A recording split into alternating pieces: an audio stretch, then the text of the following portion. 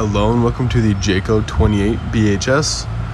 Coming right up front here, you have a light just in case you need to hook up at night. You have your retract and extend for your jack.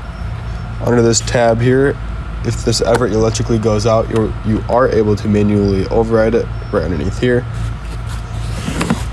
For your propane tanks, if you look far back here, there's a little tab.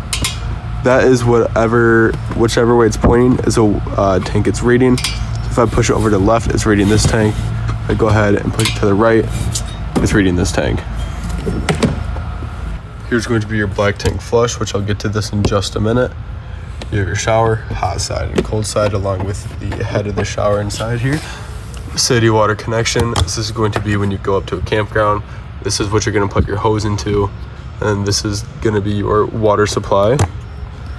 Underneath here, this is going to be your black tank. All you do is push it to close, pull to open it, and it'll all drain through here. That black tank flush, that is going to be a sprinkler inside of your black tank to help get the toilet paper and other crud out. So when this is open, let's say pull it, flushes out, go ahead and put your pressurized hose into there, and then more water will come out until it comes out clear. That means it's got everything off the walls and whatnot. Coming just down a little ways, you have your gray tank. That's going to be your cleanest water out of the two. You go ahead and pull this, and then that'll come right back out that exit as well. If you have a TV outside, here's your cable and satellite plug. If you do purchase a backup camera, all you do is pop that little plate off. There's 4 screws, and then you can plug it right in. Shore power.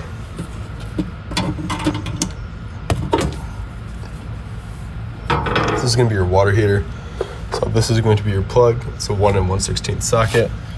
All you do is come right in here, put it on, twist it on, and then once you turn on the hot side of your faucet, this will push all the air out, so it's going to sputter. Once it has a solid flow of water, that means this is completely full. Go ahead on inside, turn on your water heater button.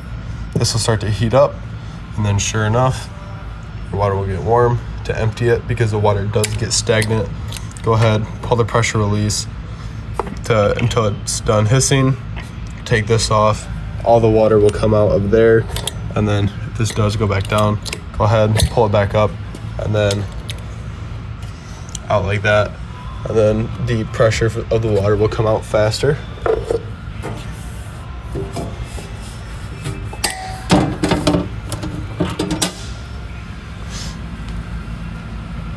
For your little outside kitchen here, you have your fridge and then your sink.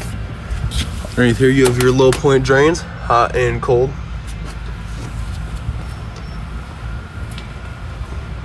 Make sure your door is open all the way before you raise your steps.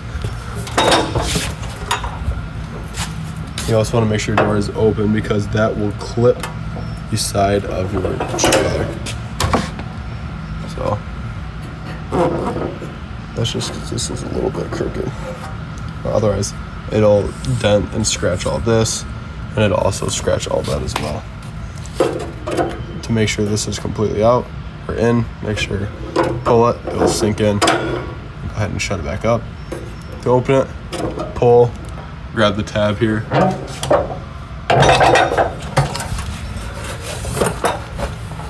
And then you're good to go. This is going to be your furnace exhaust. So if there's a little kid in the area or someone who doesn't know, make sure to warn them not to touch this. You have your freshwater drain here. Go ahead and open those up, and that'll drain your fresh water. That freshwater outlet is going to be here. This is going to be just portable water. So what you are going to want to do is fill this up when you go into the middle of nowhere, where you need, once again, to take water with you. It's just a gravity fill.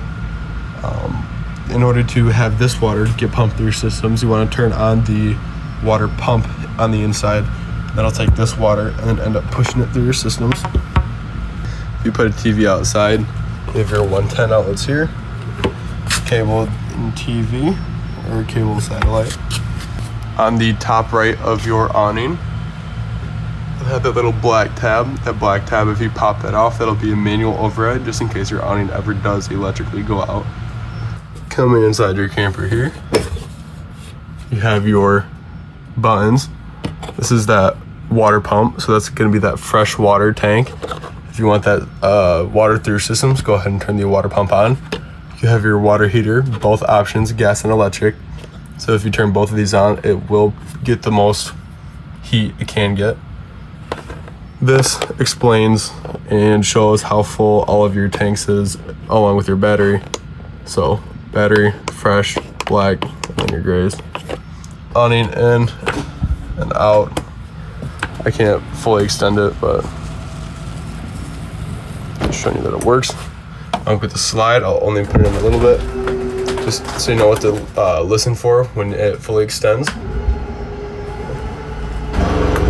I hear the little gear grinding noise, that means you're fully extended. Left side, awning light. Right side, main light. Storage here. Bed.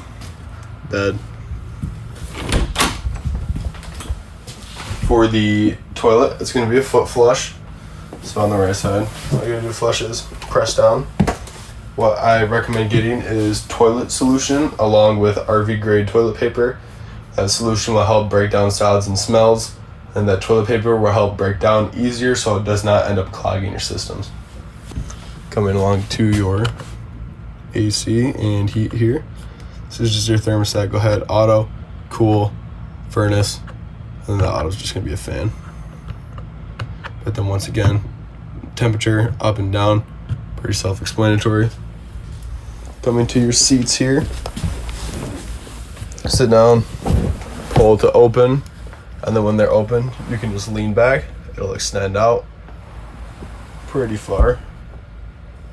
And then when you do want to roll it back up, just sit back up. Close it just like that. Coming to your radio here, click to turn on. You have zone 1, which is inside, zone 2, which is going to be outside. You can mute any of them at any time. If you want to mute both real quick, just tap the mute button. You also have Bluetooth, AM, FM radio, and aux. If you do want to fully turn off, all you gotta do is just hold. For your fridge, your buttons are on top. You just gotta hold it until it beeps. 5 is gonna be the coldest, and that highlighted symbol means that is for the fridge down here. That's gonna be for the freezer up top. So you choose 5 is gonna be the coldest, 4 is gonna be, or 1 is gonna be the cold, 5 is gonna be the coldest. So if you hold this will make the beeps quieter for like a nighttime mode. But once again, hold and it'll turn off. Now you have your microwave and then your stove. The stove, go ahead and turn it on. Click, turn, and then spark to the right. You never want to turn this to the left. That's why there's arrows. This will end up snapping off. So for all 3 of these, same thing, push, click, and then spark. I would recommend lighting these 3 first, just to purge the gas through the system before you do the oven. For the oven, you press, turn to the pilot symbol.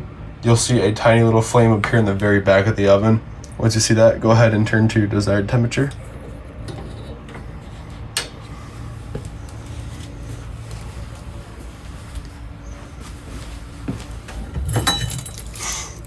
The keys, the black ones, are going to be for your main door, and these ones are going to be for your side doors or little compartments, your baggage doors. Down here, this is going to be your carbon monoxide detector. So no matter what you turn off, this will never turn off until you disconnect your battery. So you can be connected to shore power, it'll be fine. But as soon as you're relying just off your battery, this will kill it in like 3 to 4 days because of this tiny light here.